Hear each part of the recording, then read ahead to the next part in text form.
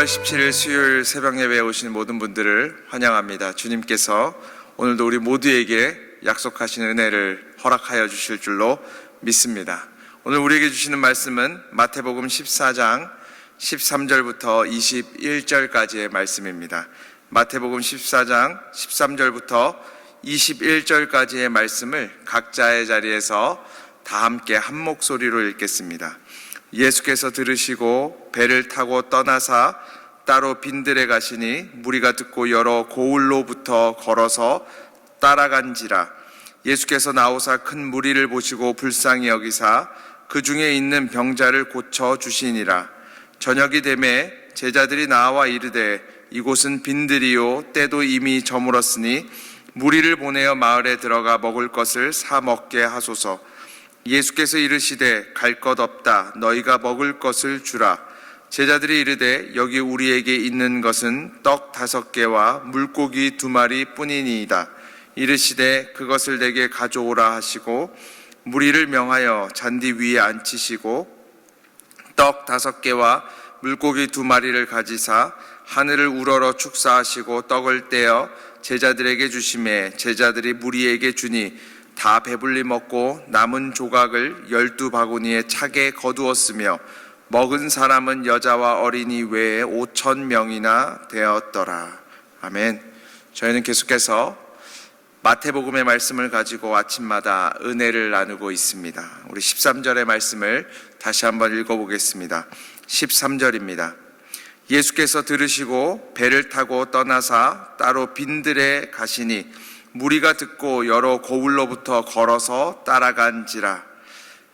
지금 성경에 보면 이렇게 이야기하고 있습니다. 예수님께서 들으시고 배를 타고 떠나사 따로 빈들로 가셨다고 이야기하고 계십니다. 예수님께서 어떤 이야기를 들으셨냐면요, 세례 요한이 잡혀서 지금 헤롯 왕에게 처형당했다는 이야기를 들으시고 떠나가셨다고 이야기합니다. 예수님은요, 우리 세상 사람들이 보기에 화려하지 않은 분이셨습니다. 어떻게 보면 멋있지 않은 분이셨어요. 지금 세례 요한이 죽었잖아요. 세례 요한이 지금 박해를 당했잖아요. 세례 요한이 누구입니까? 예수님이 오실 길을 예비한 사람입니다. 어떻게 보면요, 예수님이 지금 일어나셔서 빈들에 가실 게 아니라 세례 요한을 죽인 헤롯 대왕에게 가서 복수해야죠. 그곳에 가서 어떻게 보면 심판해야죠. 그런데 예수님께서는 지금 그곳으로 가시지 않으십니다. 이 모습을 보면서 우리는 하나님의 사람들은 어떤 사람들인가 생각해 보게 됩니다. 하나님의 사람은요, 자신이 원하는 일을 하는 사람이 아닙니다. 사람들이 원하는 일들을 하는 사람이 아닙니다. 사람의 음성을 듣는 사람이 아닙니다. 하나님의 사람은요, 하나님께서 원하시는 일들을 행하는 사람이에요. 잘 맞추어진 라디오 주파수처럼 하나님의 음성에 귀를 기울이는 거예요. 지금 예수님께서 하셔야 되는 일은 헤롯 대왕에게 복수하는 일이 아닙니다. 하나님께서 맡기신 일을 묵묵히 이루어내는 것이 하나님의 사람의 특징이라는 사실입니다.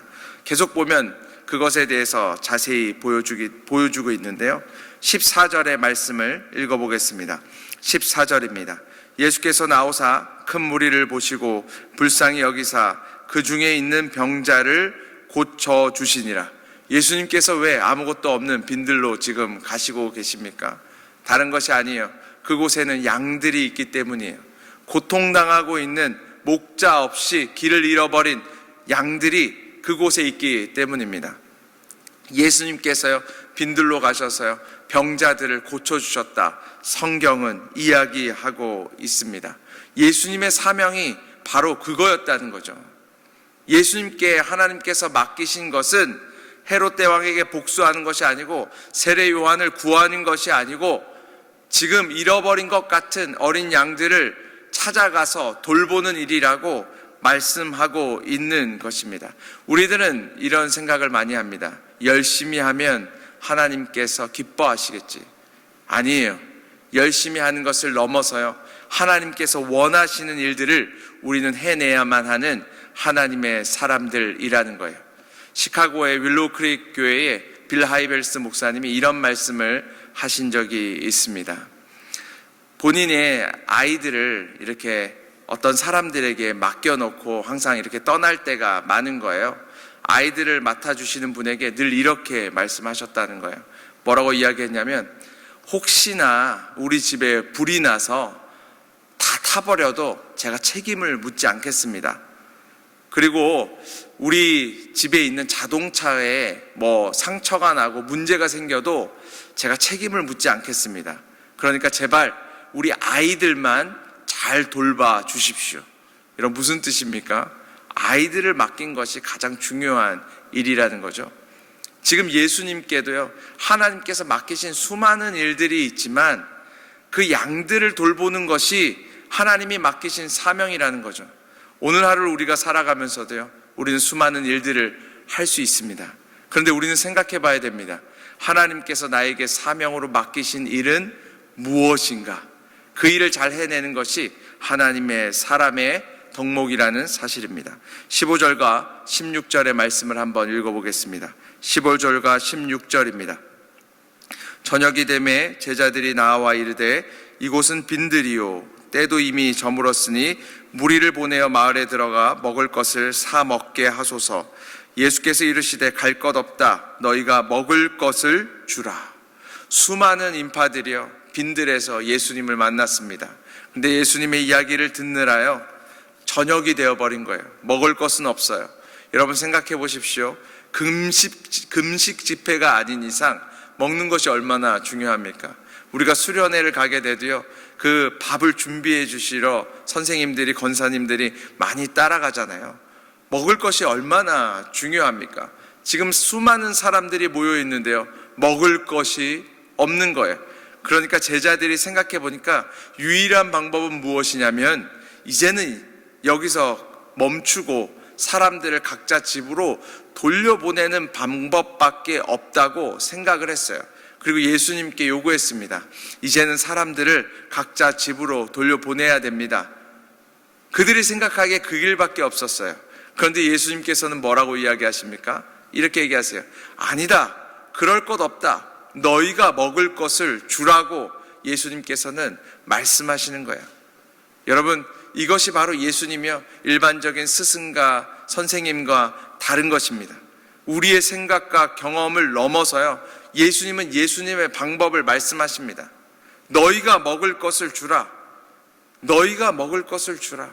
사랑하는 여러분, 성경에는 이렇게 이야기합니다. 이는 내 생각이 너희의 생각과 다르며 내 길은 너희의 길과 다름이니라. 여호와의 말씀이니라. 이는 하늘이 땅보다 높음같이 내 길은 너희의 길보다 높으며 내 생각은 너희의 생각보다 높음이니라. 예수님께서요 우리의 삶 가운데 이런 일들을 많이 행하셨으면 좋겠습니다. 우리의 생각에는 이제는 다른 길은 없고 흩어지고 멈추고 스톱하는 길밖에 없다고 생각될 때에 예수님께서요 말씀해 주셨으면 좋겠어요. 새로운 길을 열어주셨으면 좋겠어요. 새로운 명령을 해주셨으면 좋겠어요. 여러분, 그럴 때요 예수님의 명령이 우리의 경험을 뛰어넘는 일이고 우리의 생각을 뛰어넘는 일이지만 우리가 해야 되는 일들이 있어요. 무엇이냐면 두 가지인데요. 첫 번째는 노라고 이야기하지 않는 것입니다. 노라고 이야기하지 않는 거예요. 예수님 말씀하실 때 아닙니다 이렇게 이야기하지 않는 거예요. 17절의 말씀을 한번 읽어보겠습니다. 제자들이 이르되 여기 우리에게 있는 것은 떡 5개와 물고기 2마리 뿐이니이다. 지금요 예수님께서 이렇게 얘기하셨잖아요. 너희가 먹을 것을 주라. 이게요 말이 안 되는 이야기예요. 10,000명이 넘는 사람들이 있었습니다. 여러분, 그 사람들에게 먹을 것을 준비해서 주려면요 얼마나 많은 사람들이 필요하고 얼마나 많은 물질이 필요하겠습니까? 우리가요 최소한 10,000명한테 밥을 해주려면 100명은 필요하지 않겠습니까?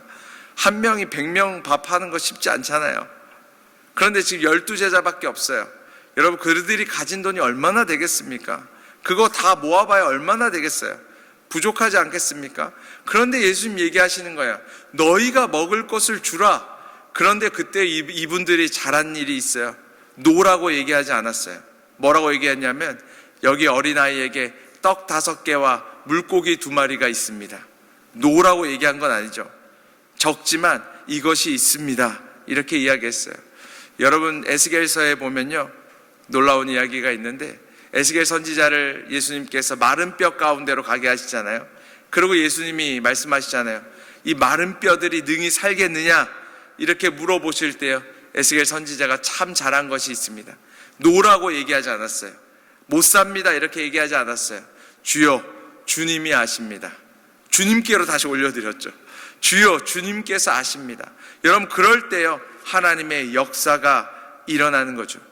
여러분, 종들은요, 예스와 노를 하는 것이 아닙니다. 종들은요, 그런 거 결정하는 거 아니에요. 우리는 하나님의 종들이잖아요. 우리가 된다 안 된다를 결정하는 사람들이 아닙니다. 된다 안 된다는 여호와 하나님, 그분이 결정하시는 일입니다. 두 번째로 중요한 것은 우리의 손에 들리는 것이 아니라 하나님의 손에 들리는 것입니다. 18절과 19절의 말씀을 읽어보겠습니다. 18절과 19절입니다. 이르시되 그것을 내게 가져오라 하시고 무리를 명하여 잔디 위에 앉히시고 떡 5개와 물고기 2마리를 가지사 하늘을 우러러 축사하시고 떡을 떼어 제자들에게 주심에 제자들이 무리에게 주니. 제자들이 보기에도 보잘것없는 떡 5개와 물고기 2마리가 예수님의 손에 이렇게 들려졌습니다. 그 예수님의 손에 들려지고요, 기도한 이후에 떼어서 나눠주는 역사가 일어나게 됩니다. 그때 어떤 역사가 일어납니까? 부족함이 없었어요. 넘쳐남이 있었습니다. 남은 것이요, 충분히 먹고 남은 것이 12강줄이나 되는 역사가 일어나게 되었습니다. 왜 그렇게 되었습니까? 다른 것이 아니죠. 우리들의 손에 들린 것이 아니기 때문입니다. 우리들의 손에 들리면 항상 부족하여, 우리들의 손에 들리면 항상 부족합니다. 그런데 예수 그리스도 그분의 손에 들리면요, 넘쳐남이 있다고 이야기하는 거예요. 사랑하는 여러분, 이거 중요한 것입니다. 우리의 인생은요, 살아가면서요, 항상 2가지 중에 하나를 선택하게 되어져 있어요. 한쪽은 무엇이냐면요, 사람과 권력과 세상입니다. 사람과 권력과 세상이에요. 또 한쪽에는 뭐가 있냐면 예수 그리스도, 그분이십니다. 우리가 무엇을 의지할 것인가, 항상 우리는 그 선택의 기로 속에 놓이게 됩니다. 물질이 중요하지 않는가? 사람이 더 중요하지 않는가? 내가 의지할 대상이 아닌가? 아니라면 예수 그리스도 그분을 의지할 대상으로 생각하느냐? 사랑하는 여러분, 우리는요, 다른 사람들이 아니에요. 물질을 의지하는 사람이 아니에요. 사람을 의지하지 마십시오. 예수 그리스도 그분을 의지할 때에 하나님의 놀라운 역사, 풍성한 역사가 일어난다고 성경은 이야기하고 있습니다. 우리가 잘 아는 이야기 한 가지를 전해드리고 설교를 마치려고 합니다. 이런 이야기가 있잖아요. 예전에 아주 정말 옛날에 시골에 아주 못 사는 사람이, 농부가 한 명이 살고 있었대요. 아주 가난한 곳이라서 마을도 없고 상점도 없고 전기도 들어오지 않고 물도 수도도 들어오지 않고 아주 너무 가난한 외딴 곳, 친구들도 찾지 않는 곳, 혼자 살고 있었는데, 그곳에 있는 이제 대통령은 1년에 한 번씩 그냥 무작위로 이렇게 추첨을 해서 이렇게 국민의 소원을 하나를 들어주는 거예요. 무조건. 근데 그 해년에 이렇게 추첨을 했는데 그 농부가 당첨이 된 거예요. 그래서 이제 비서관들이 찾아가가지고, 아니 어떤 소원을 들어드릴까요? 이야기했더니 이분이 막 고민을 많이 한 거예요. 집을 지어 달라고 할까? 아니면은 집을 짓고 나면 먹을 거는 뭘로 먹고 살지? 도로를 낳아달라고 할까? 아니면 전기를 낳아달라고 할까? 고민을 하다가요, 이분이 곰곰이 생각하다가 이렇게 소원을 빌었다고 합니다. 뭐라고 소원을 빌었냐면, 1년 후에 대통령이 우리 집에서 하룻밤 묵고 가달라고, 하룻밤을 나와 함께 지내고 가달라고 이렇게 소원을 빌었다고 해요. 그래서 어떻게 된지 아시죠? 1년 후에 어떻게 됐겠습니까?